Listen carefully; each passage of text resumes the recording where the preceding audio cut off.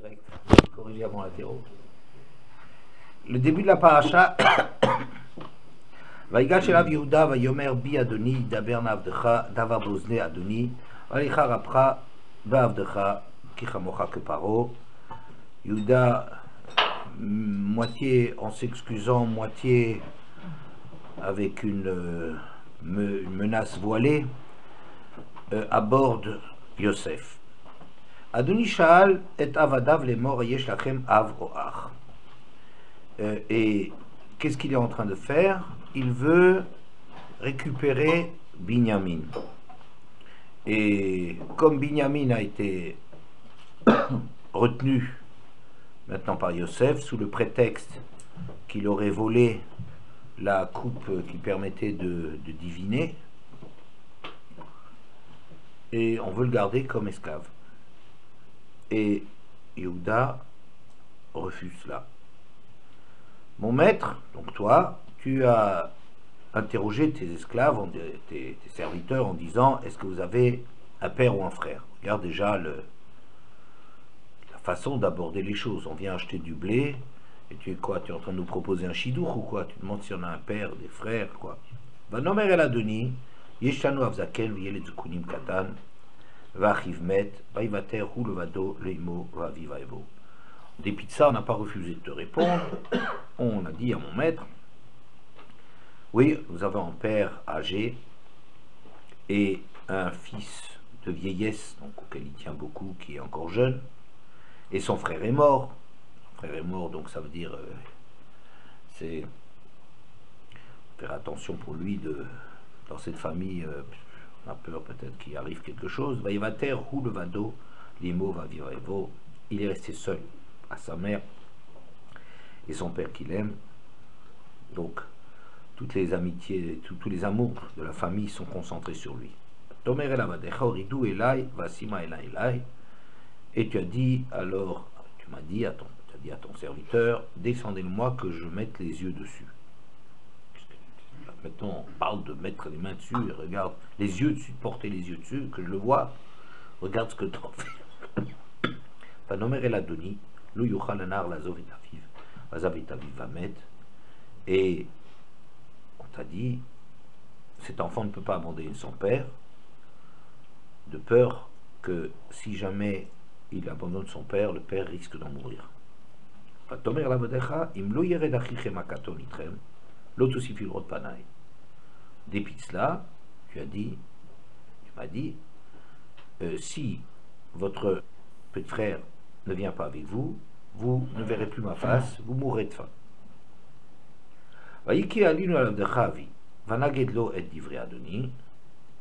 Et lorsque nous sommes allés rapporter tes paroles à notre père, et le père a dit, allez retournez-en pour vous approvisionner un peu de nourriture. Alors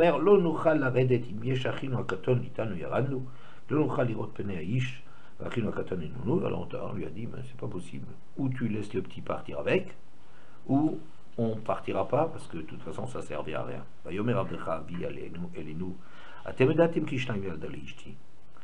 Et ton père, ton serviteur, notre père, nous a dit, vous savez que je n'ai que 2 enfants de ma femme. Donc Rachel officiellement est reconnue comme étant la femme de Yaakov. Et il y en a un qui a disparu. On se dit qu'une bête a dû l'emporter.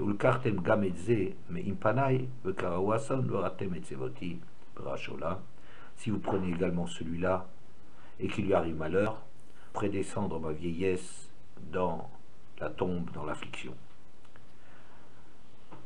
Bon, et à présent, bon, je vais traduire directement. Quand je vais arriver chez mon père, sans l'enfant, sa vie dépend de la vie du petit. Et quand il va voir que le petit n'est pas là, il va mourir. Et alors on sera responsable d'avoir fait descendre sa vieillesse dans la tombe dans l'affliction. Maintenant, tu te demandes pourquoi est-ce que Yuda il a à se mettre en avant dans cette histoire-là. Or, ton serviteur s'est porté garant pour le petit, en disant, si je ne l'amène pas vers toi, j'aurai fauté envers toi à jamais.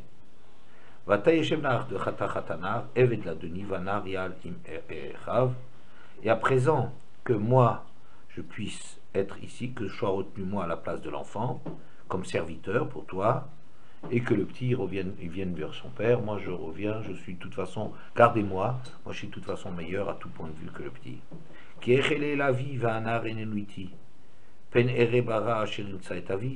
Car comment est-ce que je pourrais monter vers mon père sans l'enfant? Comment pourrais-je voir la douleur de mon père? Velo yachol Yosef le hitapak le savim. Vous avez peut-être l'impression que je vais faire un retour parce qu'il y a eu tellement de bavardage pendant la choule qu'il faudrait peut-être, ça serait la punition de tous les bavardages de la choule, de refaire la paracha. Comment? Ah, alors tu veux que j'avance? Ok, d'accord, bon, on va bientôt s'arrêter pour toi. Alors, Velo yachol Yosef le hitapak le anitzavim alav vayikra utziu kolish me'alai velo amad ishito izada Yosef lechav. Yosef ne supportait pas l'idée de la honte de ses frères que les frères auraient lorsqu'ils se feraient reconnaître à eux. Donc il a demandé, tout le monde sort. Il éclate en sanglots.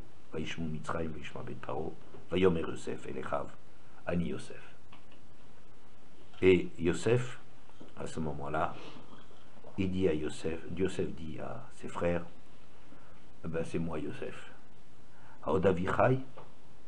Et mon père, est-ce qu'il est encore vivant? Et ils n'arrivaient pas, ils étaient stupéfaits, ils n'arrivaient pas à ouvrir la bouche devant lui. Voilà. Le Beta Lévi, c'est un Beta Lévi que j'ai lu il y a plus que 40 ans, mais qui m'a beaucoup frappé. Il dit la chose suivante, il dit, tiens c'est bizarre, qu'est-ce que ça veut dire, je suis Yosef, est-ce que mon père est vivant? Mon père est vivant, il sait bien que le père est vivant, puisque tout le débat qu'il avait avec les frères, c'est que Yuda lui dit, aie pitié de mon père. De plus, ils avaient demandé, quand les frères sont venus à la fin de la semaine passée, quand les frères sont venus, la première question de Yosef, est-ce que le vieux père dont vous m'avez parlé est encore vivant? Donc il le savait. Et surtout, on ne comprend pas, les frères ne lui répondent pas, si le père est vivant ou pas, si c'est ça la question qu'il pose. Pourquoi il ne répond pas? Est-ce que le père est vivant? Il ne répond pas. Alors, le Beta Lévi, à ce niveau, va apporter un midrash terrible. Alors, Perek Tzadik Gimel Midrash Yud, Vaïtel et Kolo Bifri, Velo Yochlu Echav Lanototo, il éclata en sanglots et ses frères n'arrivaient pas à lui répondre. Abba Kohen Bardela Amar, Oy lanu miyom adin, Oy lanu miyom atochacha. Abba Kohen Bardela, c'est un chacham, a dit la chose suivante. Malheur à nous le jour du jugement, malheur à nous le jour de la tochacha, des reproches, disons. Bilam chacham shel ovde kochavim lo yachol la'amod betochato shel atono. Adaou dirtiv, ken iskanti la sot lechako, vayomer lo.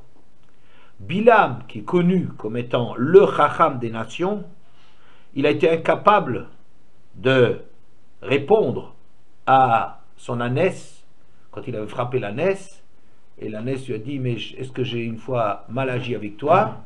Il a été forcé de dire non. Un homme comme ça, aussi un grand rachat, un chacham des nations, mais devant une ânesse, il est incapable de refuser ça. Yosef, katnan shel shvatim aya, velo hayu yocholim la'amod betocharto. Yosef, c'était le plus jeune des tribus, et ses frères étaient incapables de résister à ses reproches. Je traduis pour le moment tochacha, reproche. Hadaour dirtiv, velo yachlu echav la'anot oto kinivalu bipanav. Et ses frères étaient incapables de lui répondre parce qu'ils étaient épouvantés devant lui. lorsque Kadosh Baruch Hu viendra et qu'il reprochera à chacun en fonction de ce qu'il est, chez Neymar, je te décrirai face à toi, je te présenterai à toi-même, al-achat kama vekama, combien plus qu'on sera incapable de dire quoi que ce soit. C'est-à-dire, en vérité, dit le Beit Halevi, il ne s'agit pas du tout ici de demander des nouvelles du Père. Il sait très bien que le Père est vivant et il s'est déjà renseigné là-dessus, c'était la première question donc il avait posée, il le sait très bien. Mais qu'est-ce qu'il a fait de terrible, Yosef? Il leur a dit, qu'est-ce que tu dis toi, Yuda? Qu'est-ce que tu racontes? Alors, il faut écouter une chose pareille. Hein. Il dit, Ki echele la viva narenenuiti penere bara asher imtsa et avi. Comment est-ce que je pourrais aller vers mon père sans l'enfant et supporter sa douleur? Yosef lui dit, c'est moi Yosef. C'est moi Yosef. Ça veut dire quoi? Qu'est-ce que tu me racontes de la douleur du père? Tu veux me prendre pour des sentiments? Pitié pour le père? Il est vieux? C'est insupportable sa souffrance. Mais c'est moi Yosef! Quand vous m'avez vendu, vous êtes soucié une seconde de la douleur du père? Tu viens pleurnicher devant moi pour la douleur du père. Pitié pour le père, il va mourir. Tu as pensé à cette chose-là? Tu as pris ça en compte? Quand tu t'es débarrassé de moi? Lo yachlou echav la note. Otto, qui n'y va non bien. Vérité. Atterré. Muet, incapable de répondre. C'est Yosef, hein, ça aurait été l'ânesse de Bilam. Pour Bilam, ça aurait été Yosef le plus jeune. Mais il y a quelque chose de terrible là-dedans. Il est en train de leur faire une tochacha. Vous savez ce que c'est une tochacha? Alors on traduit en général, c'est commode de traduire des reproches. Ocheach tochiach et amitecha, fais des réprimandes à ton peuple. En vérité, Rashi, à plusieurs reprises dans le Chumash, quand il parle de tochacha, il dit le chiach, ça vient de le chiach, montrer à quelqu'un, prouver à quelqu'un, faire une mise au point, apporter les preuves. Rashi dit en vieux français là-bas, apporter des preuves. Une tochacha, ce n'est pas des c'est pas des remontrances, c'est pas des reproches. C'est faire une mise au point avec le bonhomme, être capable de discuter. Parce que les reproches, il y a quelque chose d'un peu faux là-dedans. Dès que quelqu'un me fait des reproches, je me braque. Pourquoi je ne peux pas supporter? Mais c'est pas ça qu'il s'agit de faire. Il s'agit de montrer à l'autre son erreur. C'est miloga hochacha, de prouver. Qu'est-ce que tu es en train de dire? Qu'est-ce que tu es en train de dire? Il faut avoir pitié. Mais mon vieux, où il était ta pitié? C'est moi Yosef. Il a survécu, mon père. D'ailleurs, la phrase suivante, qu'est-ce qu'il va dire Yosef? Va yomer Yosef elechav, pardon. C'est ça. Va yomer Yosef elechav geshuna elai, va yigashu, approchez-vous de moi. Et ils sont approchés. Ani Yosef achichem, je suis Yosef votre frère. Asher mechartem oti mitzrayma, que vous avez vendu en Égypte. Vata al teatsu valichar beinechem. Et en vérité, soyez pas tristes de cela, qui mechartem oti ena, que vous m'avez vendu ici, qui le mechiash lachan ilovim ifnechem. Hachem, il m'a vendu par votre entremise. Et tout de suite, il parle un autre langage. Il change tout de suite de disque. Je suis votre frère, approchez-vous, on fait la paix. Et même si vous avez pu avoir des agissements qui n'étaient pas bien en vérité, c'est Hachem qui l'a fait, c'est Hachem qui vous a utilisé pour ça. Vous êtes des pions dans une histoire qui nous dépasse tous. Et là, il va dire, Yosef Achichem, c'est moi Yosef, votre frère. Et il les a rassurés tout. Mais une seconde, ce jugement, il a duré une seconde. Et tout s'écroule chez les frères. Ils sont atterrés, incapables d'ouvrir la bouche. Maintenant, il peut les rapprocher, tout ce que vous voulez. Mais ils ont entendu Et c'est ça ce que dit le Beit Halevi. Oilanu miyom adin, oilanu miyom atochacha. Que ce midrash, il est un peu bizarre. Qu'est-ce qu'il appelle? Il dit oh, malheur à nous le jour du jugement, malheur à nous le jour, je dirais, de la mise au point. Pas au point, hein? La mise au point. Ça veut dire quoi? Ça veut dire qu'il y a deux choses. Il y a le jugement et la mise au point. Le jugement, c'est-à-dire, après 120 ans, dans le jugement céleste, il faudra rendre des comptes de notre attitude. C'est une chose. Tous les actes qui sont mauvais, on a fait des transgressions, bon, on passera en revue tous nos actes. Ça, c'est le din. Qu'est-ce que c'est la tochacha? La tochacha, c'est autre chose.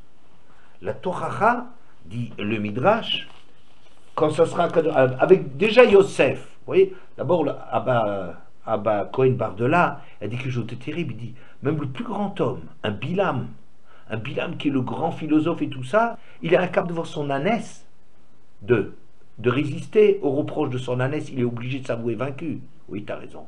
Ouais. Yosef, il n'était rien dans les frères. Les frères, ils auraient pu l'envoyer balader. Mais c'est le contenu de ce qu'il était en train de dire qui l'écrase, qui les écrase. Alors maintenant, que c'est Akadosh Baruch Hu qui viendra, que c'est Akadosh Baruch Hu yochir kol echad vechad. Et il dit, il rajoute dans ce midrash, et il fera des mises au point avec chacun, le kol echad vechad, le fi machéou, selon ce qu'il est. Bizarre, dans le midrash, qu'est-ce que le midrash dit? À chacun il ferait des reproches, le fi, pas des reproches, au contraire, une mise au point, le fi machéou. Chez Neymar, ochichacha, je ferai une mise au point avec toi, vecha lenecha, et je te montrerai par rapport à toi-même. Et ça, qu'est-ce que c'est la tochacha? Dit le Beit Halevi, tellement extraordinaire. Il dit la tochacha, c'est autre chose que le din. Le din, on peut toujours dire, on a mal fait, on a fait des erreurs, mais on a toujours un arsenal d'excuses et de défense et de justification. Il n'y a pas de problème, on a tous beaucoup de justifications pour ce qu'on a fait. S'il n'y avait que le din, je dirais, ça s'appelle kfiadatit. Je dirais, ça c'est la raison du plus fort est toujours la meilleure, qu'est-ce que tu veux? Avec Hachem, tu peux discuter. Alors, oui, tu es écrasé. Je suis écrasé parce que c'est le plus fort. Ça, c'est le din. Mais, après le din, je peux toujours dire, je suis peut-être condamné, mais en vérité, je suis l'objet d'une erreur, une mauvaise interprétation. On ne me cherche pas d'excuses. On n'essaie pas de me défendre. Le jugement veut. On a toujours des réponses qui nous permettent quelque part de garder la tête haute. Seulement quoi? Il y a tochacha. Tochacha, c'est terrible. La tochacha, c'est ochichacha vecha lenecha. Je te montre le fi machéou, chacun d'après ce qu'il est, d'après ses excuses. Je suis en train de prendre, de considérer ses excuses et de le mettre face à lui-même. C'est une chose terrible. Qu'est-ce que tu racontes? Je ne vous condamne pas, vous avez vendu Yosef. Ok, c'est une chose. Yamadim, peut-être vous rendez des comptes parce que vous avez voulu vous débarrasser de moi. Mais c'est pas la pire des choses, parce qu'un homme, il se réfugie à l'intérieur de lui-même. Il a des réponses. Mais quand tes réponses, quand tu te joues ton cinéma intérieur, chacun il a son... Il joue sa pièce à l'intérieur de lui. Et il a des tas de réponses, des tas d'excuses, des tas de circonstances atténuantes à faire valoir. Et on dit, ben parlons-en un peu de ces circonstances atténuantes. Alors je te dis, la pitié, il faut avoir la pitié. Et je te dis, et toi, la pitié, t'as connu ça? Et ça, c'est quelque chose qui démolit toutes les défenses intérieures que Judas pouvait avoir, elles sont démolies. Le jugement, c'est une chose. Mais la pire des choses, vraiment la pire des choses, c'est qu'on ne sait pas où se mettre. Il y a des gens, par exemple, on va leur dire, pourquoi tu n'as pas enseigné la Torah à tes enfants? Il va me dire, tu connais le prix de revient des écoles juives, hein, vous pouvez le mettre dans le Midrash, ça a sûrement toujours été des prix très exorbitants. Depuis que le monde a été créé, je pense qu'il y avait des règles comme ça, que les prix des scolarités ont été plus ou moins exagérés, mais toujours plus que moins. Vous voyez, c'est toujours quelque chose d'extrêmement lourd. On a des réponses là-dessus. Elle dit, j'ai pas mis à l'école juive parce que tu sais, on n'a pas les moyens, tout le monde n'est pas Rothschild. Il faut croire qu'il faut être Rothschild dans les écoles juives.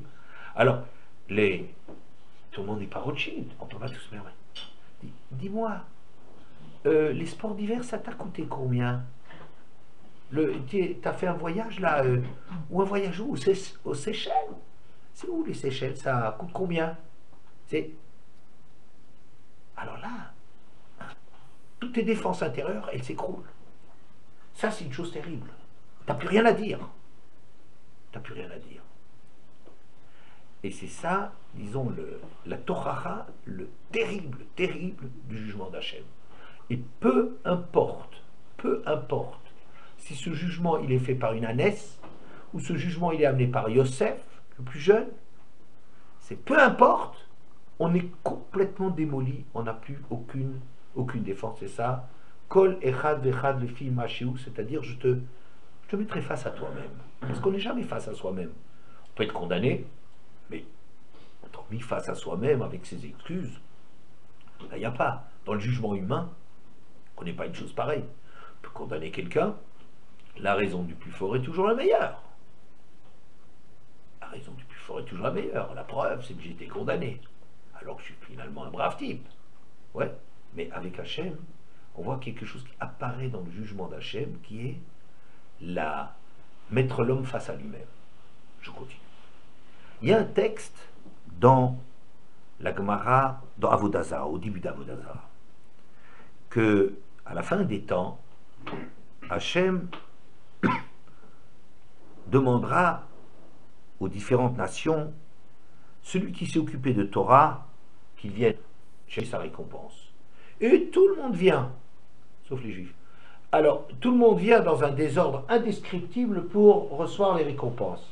Ça, c'est une chose absolument extraordinaire. La bonne conscience, ça vous la trouvez d'une façon extraordinaire chez les gens qui devraient avoir la plus mauvaise conscience. Les Juifs qui, quand même, s'occupent de la Torah, eux, ils ne comparaissent pas là-dedans. Mais les nations, c'est un indescriptible balagan que tout le monde se précipite pour la récompense. On va dire, ah, tu vous êtes occupé de Torah. Bon, non, pas exactement ça, mais on a fait tout pour que les Juifs ils puissent s'occuper de Torah. Ça, c'est quand même quelque chose des Juifs, il ne faudrait pas dire tellement du mal des Juifs. C'est non, tout ce qu'on a fait, tout ce on s'est occupé dans le monde, c'est de construire des bonnes routes, de mettre en place des banques, des marchés, etc., etc. Enfin, bon. Et puis, on va demander des choses plus avant. Il dit, attendez une seconde. Ah, vous avez vraiment construit, vous les Romains, vous avez vraiment construit beaucoup. Hein. Vous avez aussi détruit le Beth Amikdash. Ah, bah, alors, il dit, oui, mais. Et puis, de toute façon, alors, il faut lire cette Gemara, je ne vais pas maintenant développer cette Gemara dans laquelle commence à dire, mais de toute façon, hein, tu nous as pas mis la montagne sur la tête pour faire les 613 mitzvot. Oh, les Juifs, ils sont bons pour ça. Eux, tu les as contraints, nous, tu ne les as pas contraints. Il dit, mais les Sheva mitzvot, Bemné Noir, celles-là, vous deviez les faire. Et on voit que Hachem n'a pas pu faire fonctionner le monde d'après le respect des Sheva mitzvot Bemné Noir. Les nations, ça ne les intéresse pas. Et les nations, ils ont toujours des réponses et des choses comme ça. Et puis, des réponses particulièrement méchantes, hein, du genre, et quoi, et Israël, eux, parce qu'eux, ils font tellement bien la Torah, cette histoire, alors Hachem dit, oui, je garantis qu'Israël fait bien la Torah. Oui, mais un père, il ne peut pas témoigner pour ses enfants. Regardez comme c'est juste, comme argument. On me dit, théoriquement, on ne peut pas dire sur... Hachem, là, non, toi, tu n'es pas sous la haie ou Théo. Un père, il ne peut pas témoigner sur les enfants. Mais qu'est-ce que ça veut dire? Comme dans le vécu, les choses y sont vécues, qu'il y a une espèce de proximité, de complicité entre Hachem et Israël, ah, toi, tu ne peux pas témoigner. Alors même Hachem, alors qu'en vérité, comment est-ce qu'on peut soupçonner Hachem de partialité? Ça n'existe pas. Il n'empêche, s'ils le ressentent comme ça, on leur permet de le dire. Jusqu'à ce que l'argument définitif va être Mikem Yavou Veyaïdou Bahem Israël Shekim et Torah. C'est de vous, des nations, que viendront les témoignages, comme les Juifs, et qui ne sont pas pliés, ils ont continué à faire les mitzvot. Je pense là-bas, le texte est un petit peu difficile, parce qu'on va dire, je sais pas, Nimrod, il va témoigner qu'Avram Avinu, il n'a pas fait Avodazara, qu'il préférait se laisser tuer. Lavan, spécialiste en la matière, il va témoigner que Yaakov a toujours été un homme qui était droit, etc. Hanan, Mishaël, Vazaria, ils auront un témoignage de Nebuchadnezzar qu'ils ont fait Kiddush Hashem, etc., etc. Daniel, on va témoigner sur lui qu'il mangeait cachère, et tout ce qu'ils ont fait moi, je me dis, bon, c'est très bien, les grands de la nation, ils sont fantastiques en Israël, oui, mais est-ce que ça répond sur Israël? Je pense que quelque part, il y a en vérité, mais ça c'est une parenthèse, une réponse aussi pour Israël. Parce que chacun, il peut être jugé en fonction des modèles des gens qu'il prend comme modèle. Si tu prends comme modèle, je sais pas moi, Napoléon, le général de Gaulle, ou des gens comme ça veut dire, bien que ce soit des gens qui ont fait des choses qui sont très graves, ça on les fasse ça ne nous intéresse pas, et puis l'essentiel c'est un type extraordinaire, un type exceptionnel, qui est un génie, un champion quelqu'un de... Et comme si ça couvrait tout. Ben, tu sais, si on considère que l'exemple même, c'est un bonhomme qui a été un tyran, ou un homme qui a conquis le monde, et là-dedans, on ne rentre pas dans le détail, et les tortures, je ne vous en parle pas, et affamer les gens pour les soumettre, etc., etc., je ne parle pas de ça. Mais ça, c'est un détail, on ne peut pas faire d'omelette sans casser deux. Oui. Si ça, c'est tes modèles, c'est à ça que tu te mesures. Ça veut dire que dans ton monde, c'est pas très grave. Ouais, c'est vrai, il vaudrait mieux ne pas avoir à voler, ne pas avoir à tuer, ne pas avoir à mentir, mais enfin, s'il le faut, il faut bien ce qu'il faut, et c'est tes exemples. Alors que nos exemples à nous sont des exemples qui donnent leur vie pour être fidèles aux mitzvot.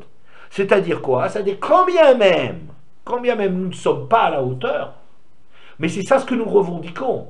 Les Avot, Hanan, Mishaël, Vazaria, Daniel, tous les tzadikim, des gens sur lesquels on est medagdek, Chouta Sahara, avec lesquels tu peux les chercher dans les moindres détails, c'est des gens qui soumettent toute leur vie à une critique très très acérée, qui se remettent en question constamment, et qui font un don d'eux-mêmes, et ne comptent pas leurs efforts, etc., etc. Et ça, c'est nos modèles. Alors, finalement, cette Gemara, comment elle va se terminer? Jusqu'à ce niveau-là, on va dire quoi? Bikem, Yavo, Yaïdou, Ambi, Israël, Jékim, toi. Hachem, non, on ne peut pas faire confiance à Hachem. Incroyable. Jusqu'à ce que je dis, c'est vous qui allez témoigner. Vous allez témoigner. Vous qui avez massacré des Juifs à longueur de temps dans l'histoire, vous pourrez témoigner comment est-ce que les Juifs, ils sont morts avec Dushat Hachem. Dans le Kuzari, il y a un reproche qui est fait par le roi des Khazars aux Juifs, et qui dit, ouais, si vraiment vous prôniez la pauvreté et l'ascétisme et tout ça, bon, je pourrais dire que vous revendiquez une chose pareille, mais enfin, vous savez, les Juifs, dès qu'ils peuvent, ben, ils s'achètent des belles maisons, et ils cherchent le confort et tout ça. Alors le Kuzari, qui est donc un livre, vous connaissez peut-être, sinon il faut absolument le connaître, c'est un livre de défense des Juifs par rapport aux autres religions ou systèmes intellectuels, et dit, tu as raison, tu touches un point faible chez nous, c'est vrai, mais sache que si les Juifs avaient accepté de dire un mot pour se convertir, ça aurait été la fin de leur souffrance. Et ce mot-là, ils ne le prononcent pas. Ils se laissent tuer.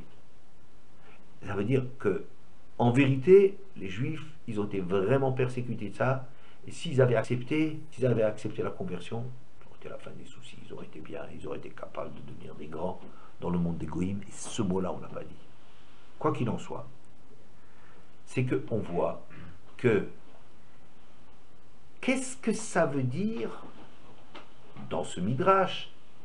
Ochichacha vercha lenecha.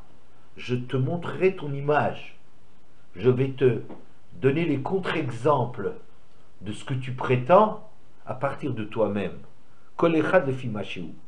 Ça va tellement loin que quand on va juger les nations, pourtant ils en ont massacré des Juifs, ils en ont torturé, ils en ont spolié, etc., etc. La liste, elle est interminable. On n'est pas en train de les juger, ça serait peut-être Yom Hadin. Mais quand on veut les mettre en place, il s'agit de Miken Yavou V'Yayidu Ba'em B'Yisraël Shekimu et Torah. C'est vous qui devez témoigner de ça. Et avant que vous ne témoigniez, tant que vous aviez, mais toutes les excuses du monde, de dire, même, on ne nous a pas mis la montagne sur la tête. Tu as demandé, tu étais disponible, tu as dit Naaseh V'Nishma, etc. etc. Les Sheva Mitzvot, on ne les a pas accomplis, au point qu'Hachem a dû décrocher le fonctionnement du monde et les récompenses qu'il donne au monde, les brachot qu'il envoie au monde, du kiyum, de l'exercice des 7 mitzvot chez les nations. Tout ça, il y a tellement de choses à faire, mais les gens ils sentent pas, ils sentent qu'ils ont encore des réponses, ils ont encore. Et puis aussi les juifs, tout d'un coup tu découvres les juifs. Et puis les juifs aussi, ils sont pas tellement bons, etc., etc. Tout ce que tu peux avoir comme excuse jusqu'à dire je fais pas confiance à Hachem parce que c'est un père qui va pas accuser ses propres enfants. Quels que soient ces arguments fallacieux, le problème n'est pas d'user de la force, mais de mettre la personne devant elle-même. Ça, c'est une chose extraordinaire. Ça veut dire quoi? Ce jugement de là-haut, je dirais, en quoi ce jugement est différent du jugement d'ici-bas? C'est comme on l'a dit tout à l'heure, le jugement d'ici-bas, c'est un tribunal qui sanctionne les comportements. Et ça, on a toujours des réponses. Le tribunal d'en haut, c'est pas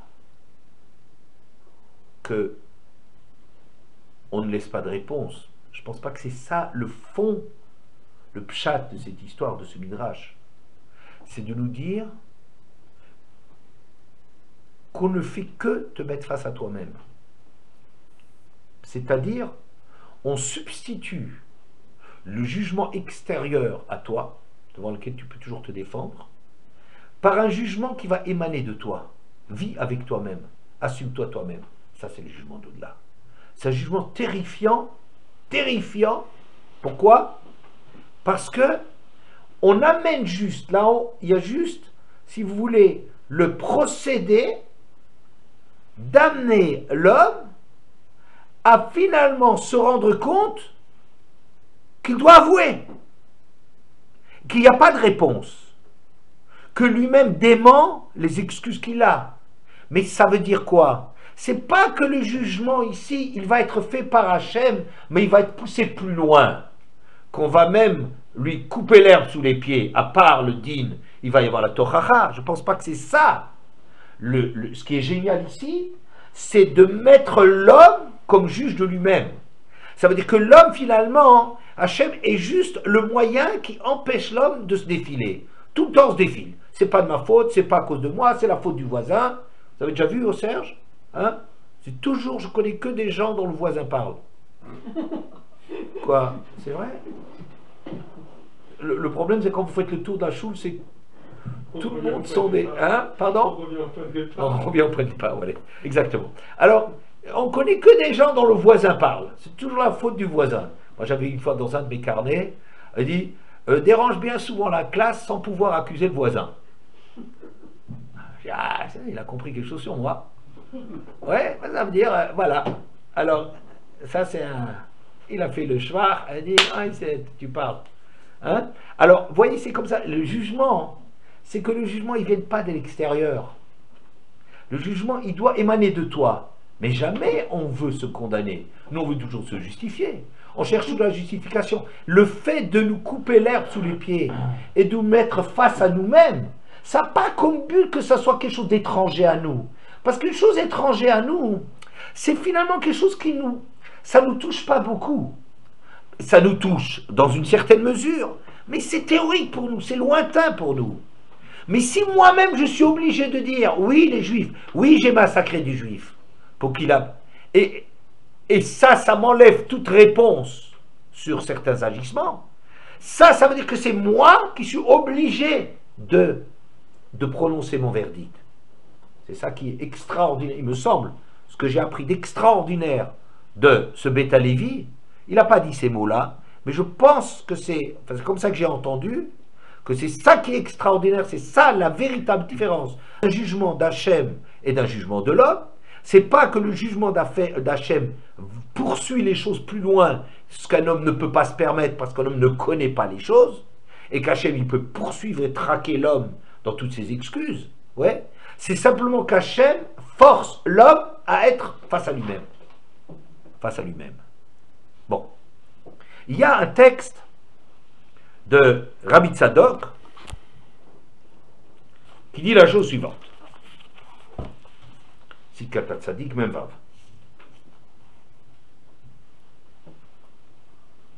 Amwa Kadmonim, Mama Chazal, les anciens dans la Gemara Psachim Pevav Amudbet rapportent cette sentence Kolma Sheomar Balabait Ase Chutz Mitse. Tout ce que le Balabait dit, fais-le. Sauf de sortir. Sauf quand il dit de sortir. J'avais une fois un invité qui s'éternisait chez nous. Mais les gens ne se rendent jamais compte de ce qu'ils sont en train de dire. Et c'était déjà minuit passé, je ne sais pas. Et alors, il nous a donné un pshat de Kolma Shomar L'Chabalabait Asechutmité. Tout ce que le maître de maison te dit, sauf sortir, il dit qu'est-ce que ça veut dire cette histoire-là? Alors il a dit comme ça. Quand tu es invité chez quelqu'un, tu dois toujours te conformer au mode de fonctionnement dans cette maison. Tu vois, il faut comme ça, comme ça, on se sert une deuxième fois, on laisse quelque chose dans l'assiette. Il faut apprendre. Regarde, j'ai toujours un œil sur le balabait pour savoir comment agir. Sauf pour sortir. Ça ne t'attend pas qu'il te fasse, qu'il te pousse dehors. Chutzmitse, sauf sortir. Ça, il ne faut pas le regarder qu'il attendre le signal du balabait. Il faut être capable de sortir avant. Bon, mais c'est une Gemara, et sans doute plus profonde que ça. De toute façon, pour Rabbi Tzadok HaKohen, c'est évident. Velo le chinam katva Torah inyan ha'ma'apilim parsha shlach. Et c'est pas pour rien que la Torah a relaté l'épisode des Ma'apilim. Ma'apilim, comment est-ce qu'on traduit ça? Ceux qui sont partis après les explorateurs. Ça, c'est tu dis de qui il s'agit, mais comment tu traduis Ma'apilim? Ma'apilim, c'est les obstinés. Oui, les entêtés. Donc, effectivement, ce que tu dis, une fois que les explorateurs ont été punis, et on dit Bamizra Razé Yamutu, ouais, vous mourrez dans ce désert, vous n'irez pas au-delà. À ce moment-là, il y a un groupe de gens qui viennent, qu'on appelle les Ma'apilim, et qui disent on va y aller. Velama lo shamulo, beze shamar lahem, al talou, etc., pentinokfu. Et la Hashem chashvu, sheze bichlak chutz mitzeh. Mais pourquoi ils n'ont pas écouté Moshe Rabbeinu? Moshe Rabbeinu leur a dit, Moshe Rabbeinu leur a dit, ça ne va pas réussir. Vous savez, on ne va pas bouger. Nous, on reste ici. Et ça ne servira à rien. Vous allez vous faire massacrer. Ils y sont allés.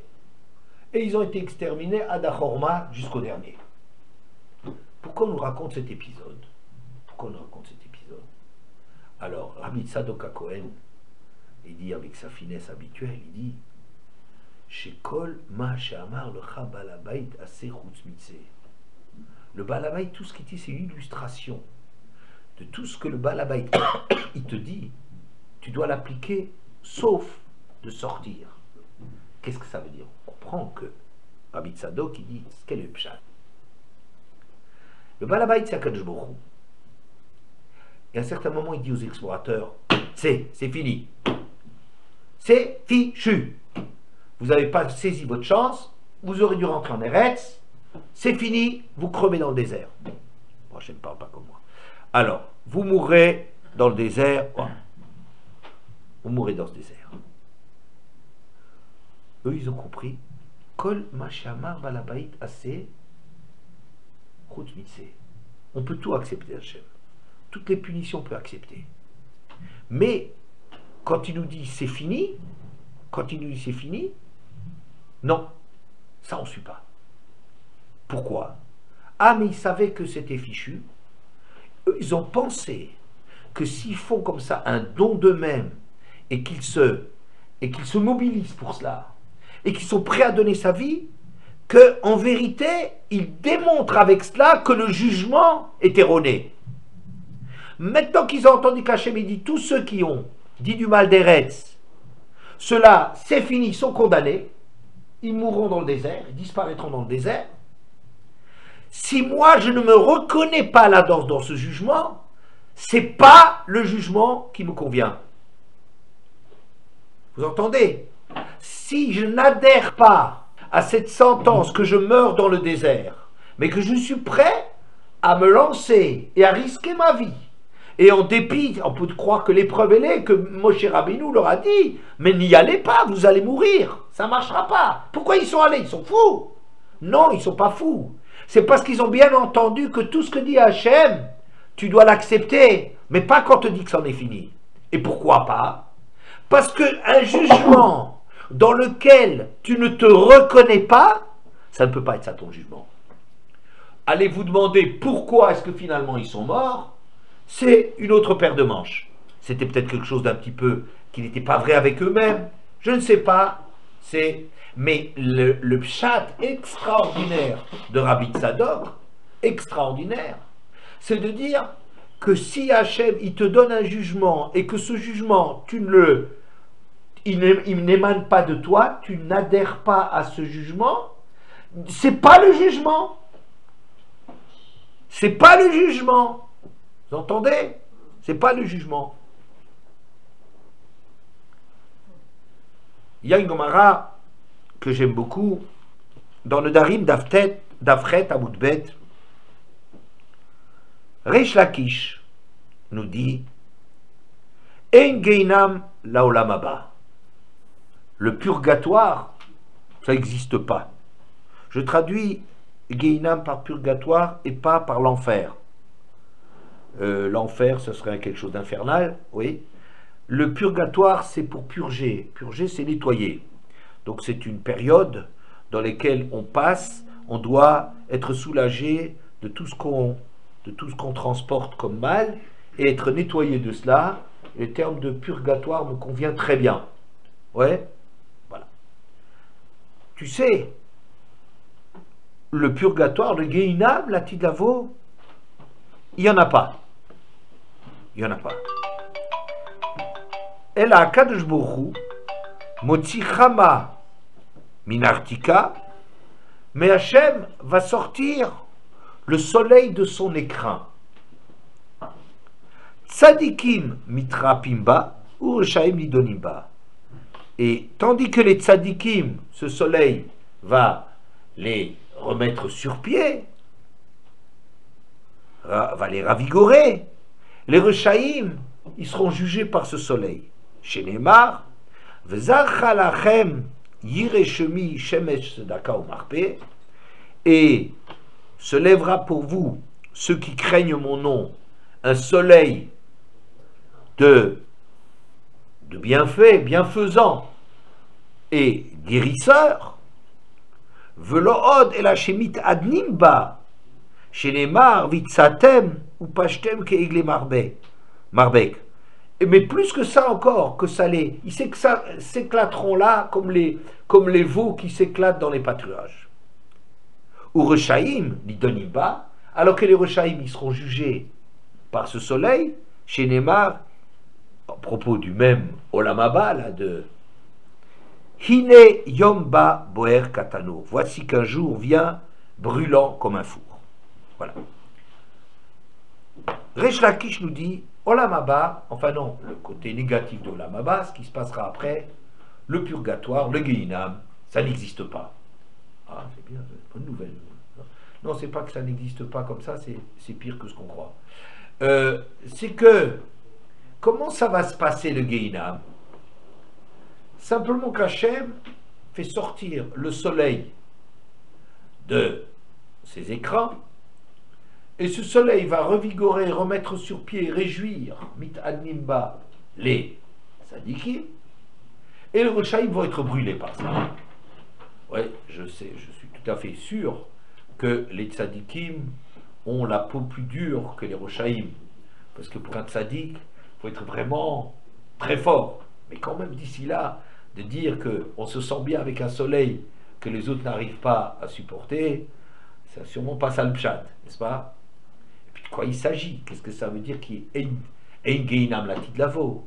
Et comment le même soleil qui va mettre les uns, les rétablir, il va brûler les autres? Je pense que le pshat est le suivant. Hachem dans le monde a fait énormément de chesed à l'homme. L'homme ne vit que par le chesed Elion, que par un don continuel, beaucoup plus que tout ce qu'on peut imaginer dans ce monde. Seulement quoi? Les cadeaux d'Hachem, en général, sont masqués. C'est-à-dire que pour que l'homme garde une liberté de choix de ses actes, n'est-ce pas? Alors, on ne peut pas clairement l'aveugler par le chesed d'Hachem, sinon on ne serait pas libre. Et comme l'homme doit être libre, c'est-à-dire qu'il doit construire son mérite, de faire son chemin dans un questionnement, dans un doute sur lui-même, et donc on a construit un monde dans lequel le chesed d'Hachem, c'est-à-dire qui est ici personnifié par le soleil c'est la vie, c'est la lumière, c'est la chaleur, et benartiko, il apparaît voilé. Et ce voilement du soleil, c'est ça qui nous donne la liberté à tous.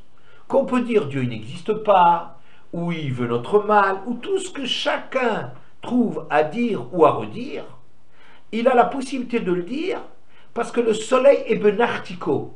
Le soleil n'apparaît jamais d'une façon éclatante. Oui? Et comme il n'apparaît pas de façon éclatante, alors le tzaddik qui dit que les choses, la vie, elle a du sens, il a à lutter. Il a à lutter contre une non-évidence d'Hachem. Il doit être mu par un moteur, une recherche intérieure, un désir intérieur d'avancer.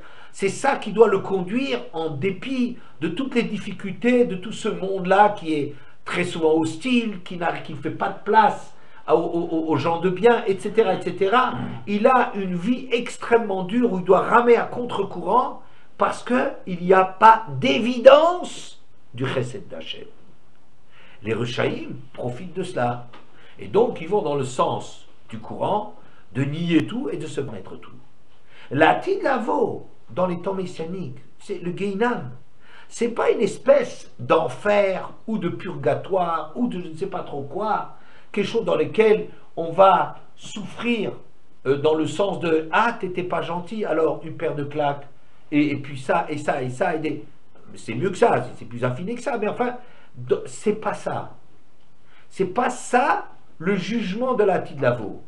Le jugement de la Tidlavo, c'est simplement montrer le chesed d'Hachem. C'est sortir le soleil de son voilement, de ses étuis, de ses écrins, et de montrer à la lumière, si l'on peut dire, que le monde de chacun, même les Rechaïm, c'est Hachem qui leur donne leur gagne-pain, il leur donne l'air pour respirer, pour qu'ils aillent après blasphémer. Qu'en vérité, le monde n'est que rempli de chesed, et même le voilement du chesed d'Hachem, c'est le plus grand chesed qu'Hachem y fait pour arriver à construire des adultes. Même le voilement d'Hachem, ça c'est le plus grand chesed qu'Hachem fait. Pour laisser l'homme libre et pour laisser l'homme se construire et pas être simplement comme quelqu'un qui est soumis à ses parents, infantilisé par le fait qu'Hachem donne. Ça va jusqu'à l'âge de 4 ans. Mais à un certain moment, on a besoin de se mettre sur pied, de justifier ce qu'on reçoit. On devient adulte. Alors il y a des adultes qui restent toujours des gosses. Ça veut dire qu'ils croient qu'on peut toujours rien que réclamer, rien que revendiquer, essayer d'obtenir un meilleur prix, oui. Et il y en a qui comprennent, ce n'est matanotirie, il y en a qui ne comprennent pas du tout. C'est pas du tout ça, il ne faut pas que les choses, on les reçoive gratuitement. Il faut qu'on les mérite. Pourquoi? Parce que ça doit nous construire. Et ça, c'est le plus grand chesed qu'Hachem y fait. Mais à ce moment-là, à la fin, la petite lavo, c'est quoi? C'est ce dévoilement. Le dévoilement du chesed d'Hachem. Alors, ceux qui ont ramé à contre-courant, ceux qui ont payé un prix de folie, ceux-là, ils seront... Ils ont eu raison, ils verront d'une façon... Eux, ils étaient convaincus qu'ils avaient raison, mais c'est une chose de penser. Et on a tous des doutes. Bon, je ne suis pas tzaddik. Alors, bon, on a tous des doutes, plus ou moins. Il y a des moments, même les tzaddikim, ils ont des moments d'angoisse, ils ont des moments sur lesquels ils s'interrogent. Tout le monde a des choses. Oui, il y a...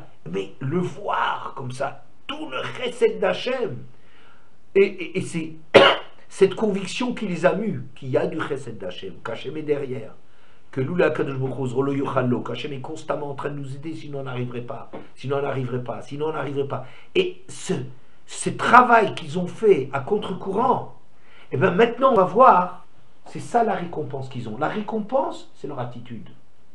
Et les Rochaïm, c'est l'inverse. Ces gens-là, ils occupaient le devant de la scène. C'est des gens qui n'étaient pas complexés.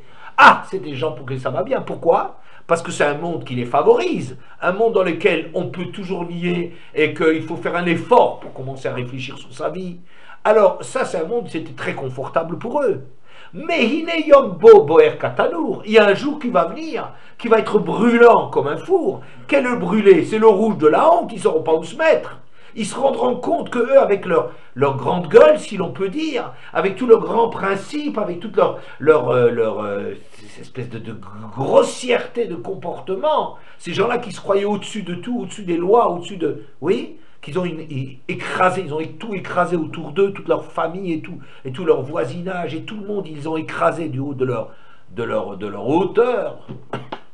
Ils vont se rendre compte qu'en vérité, ils ne sont que bénéficiaires, que bénéficiaires, que bénéficiaires. Et là où ils croient qu'il n'y avait pas du chesed, c'est encore là que le chesed est le plus grand. C'est quoi? Ce texte, il est fantastique. Il est en train de nous éviter des images de l'enfer, oui, et nous dire que le problème, le jugement finalement, ce qu'on a dit tout à l'heure, c'est un jugement qui émane de moi. C'est mon comportement qui va faire mon jugement. On n'a plus besoin d'Hachem. C'est vrai, on avait besoin d'Hachem avant, c'est-à-dire qu'il doit amener l'homme progressivement à etc. Oui, bien. Mais, quel est le but? Le but, c'est que lui-même, c'est lui-même qui se juge. Vous voyez? Comment lui-même il se juge? Son attitude dans la vie, ses efforts, ou le contraire, c'est ça qui va être son jugement. Le même chesed évident d'Hachem, quand il va devenir évident, ce sera ou la plus grande récompense, ou bien la solution, la pire solution qui existe. Je vais juste terminer. C'est lui-même qui se juge face à Hachem. Pas forcément. Pas face à, je ne sais pas si c'est face à Hachem, non, c'est par rapport à lui-même. On n'a plus besoin d'Hachem. Ce que je trouve extraordinaire, la vérité là-dedans, c'est que je dis que c'est tellement terrible, c'est tellement terriblement vrai que c'est sûr que c'est vrai. Non, il y a un... Quand on dit que Nishmaim dit vrai Emet, ça veut dire que ça ne peut pas être autrement. C'est tellement juste que finalement, le juge, ça ne peut être que moi. Alors évidemment, c'est compliqué de nous amener à cela. Mais c'est tellement quelque chose de juste, ça veut dire, maintenant vis. Maintenant vis avec ça. Yuda, maintenant vis avec cela. Vis avec ce que tu as fait à ton père, avec ce que tu as fait à Yosef. Vis avec ça. Maintenant, je t'embrasse, je te recueille, je te demande, on fait la paix, Mais c'est tellement vrai que c'est plus de la religion. Vous comprenez? Quand on est en train de nous dire et nous décrire les démons et les trucs et les grands fours, je sais pas quoi, et tout ce qui nous brûlerait, tout ça, Yom Boer Katanour, un jour qui sera brûlant comme... Ça, je dirais, il faut être froum pour croire ça. Oui? Alors, il faut y croire. Mais de dire qu'il y a un jugement et que le jugement, il faut juste amener à ce que le jugement émane de nous, c'est tellement juste que ça ne peut pas être faux. Vous comprenez? Voilà. Moi, j'ai pas besoin d'une preuve du Guéinam, parce que je vois ce que c'est le Guéinam. C'est juste. Ça ne peut pas être autrement. À moins que la vie soit complètement absurde. Bon, mais ça, c'est... À moins que les choses n'aient aucun sens. Mais si elles ont du sens, elles ne pourraient pas avoir un autre sens que ce sens-là. Dans le début d'Ahazinou, Hatsur Tami Paolo Kichol Derachav Mishpat, Kel Emuna Ve'en Avel Tzadik Ve'yasharu. Ce verset, donc le rocher, son œuvre est parfaite, toutes ses voies, ce n'est que de la justice, c'est un Dieu de confiance, il n'y a pas de triche, il est droit et juste. Rashi. Hatsur Tami Paolo, Afalpi Sheu Chazak, que chez Mevi pour Anout, al Ovre Rotsodo, Lo Beshetef Humevi, Ki Imbedin, Ki Tami Paolo.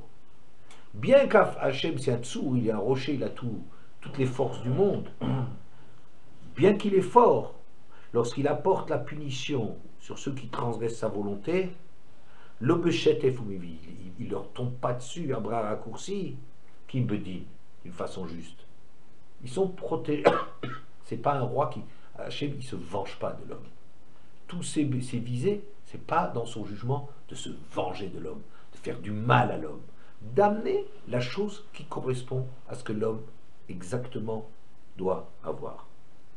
El Emouna, le Shalem la Tzadikim Tzidkatam l'Olam Haba, c'est un Dieu dans lequel on doit avoir confiance, on peut avoir confiance. De quoi s'agit-il? Pour payer aux Tzadikim leurs biens dans le monde futur, Ve'afalpi chez Me'acher et Agmoul et Agmoulam, Sofo le Amen et Devarav.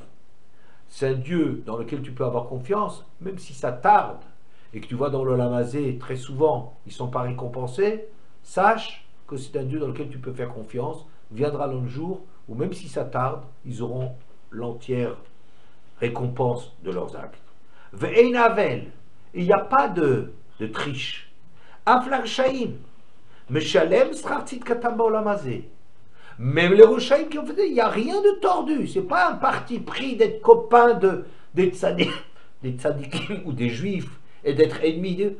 Ce qui leur revient, s'ils ont fait du bien, Hachem, tu verras très souvent des commentaires de Hachem, il rend ça à un tel rachat et tel rachat. Hachem, il n'y a rien de perdu. Le moindre acte, même d'un rachat, Hachem ne juge pas, c'est un rachat et on le jette. Il payera ce qu'il doit payer. Mais ce qu'il a fait de bien, il en sera récompensé. Tzadik v'yasharu, hakol matzdikim alem et dino. C'est ça la phrase que je voulais aboutir. Qu'est-ce que ça veut dire tzadik v'yasharu? Tout le monde justifie pour lui le jugement qui s'exercera sur lui. V'kach raoui v'yashar lahem. Alors, vous voyez, tzadik mipi abriot v'yasharu c'est Kulam Matzdikim Alem et Adim. Quand on dit les gens, ils acceptent, ils justifient le jugement qui est fait sur eux, c'est pas de dire simplement de dire oui, c'est juste. Ça veut dire que le jugement, ils ne peuvent qu'y souscrire, parce que je pense que c'est ce que je voulais dire dans ce cours, c'est un jugement qui émane d'eux-mêmes. C'est ça ce que veut dire Matzdikim Alem et Adim. Si finalement je suis face à moi-même, et que la sentence, finalement, elle va émaner de moi, ça c'est Matzdikim et Adim.